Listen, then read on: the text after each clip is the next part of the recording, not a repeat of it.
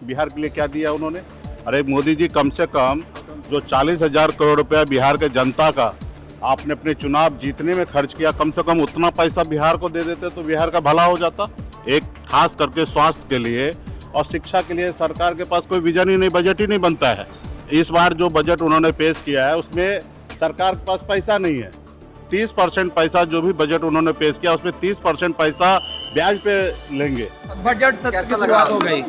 देखिए, देश जो है ना भगवान भरोसे चल रहा है।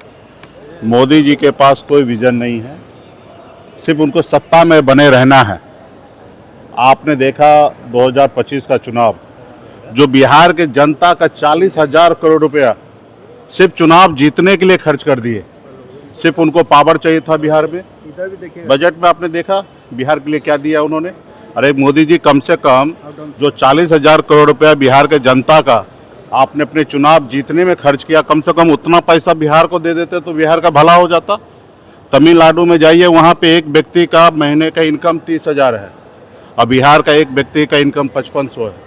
आप समझिए कि कितना बड़ा फासला होते जा रहा है। जो इस देश में एक खास करके स्वास्थ्य के लिए और शिक्षा के लिए सरकार के पास कोई विजन ही नहीं, बजट ही नहीं बनता है।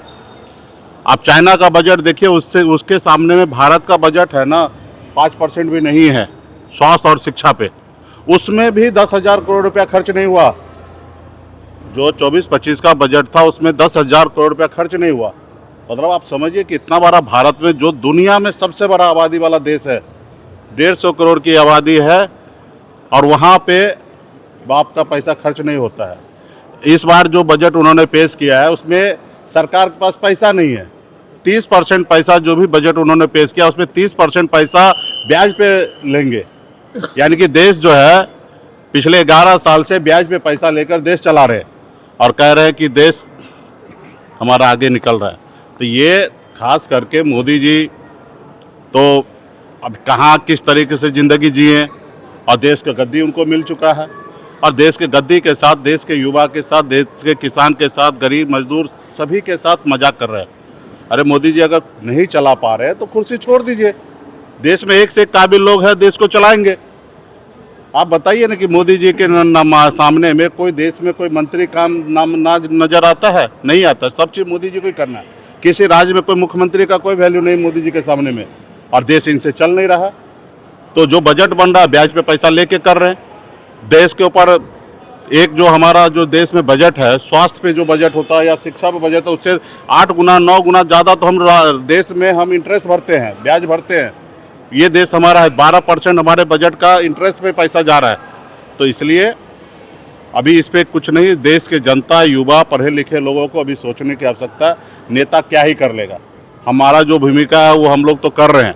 अभी देश के हर एक नागरिक को ये बात समझना है कि देश में लोकतंत्र जिंदा रहना चाहिए या नहीं रहना चाहिए। यूं ही पैसा खर्चा करके ईडी, सीबीआई, चुनाव आयोग को इस्तेमाल करके क्या कुर्सी पे बैठा रहना उचित है? तो फिर सही है।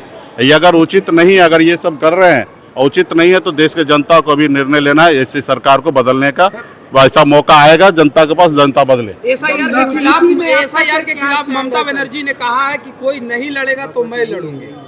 देखिए, सच्चाई तो यही है ना कि उनको चुनाव जीतना है, उसके लिए सब चीज़ कर रहे हैं। लोकतंत्र को ख़त्म कर रहे हैं। ये चुनाव जो है मेरे लिए नहीं है, देश के कोई विपक्ष के लिए चुनाव नहीं होता है। देश के जनता के लिए चुनाव होता है, देश के गरीब मजदूर के लिए चुनाव होता है, देश के युवा के लिए चुनाव होता है, देश के किसान के लिए चुनाव होता है। जो देश के किसान को सपना दिखाते हैं कि एमएसपी डबल करेंगे, आपकी आमदनी दुगुना करेंगे, अगर नहीं करते तो देश के जनता का काम है, किसान का काम है कि ऐसे सरकार को उखाड़ फेंकना।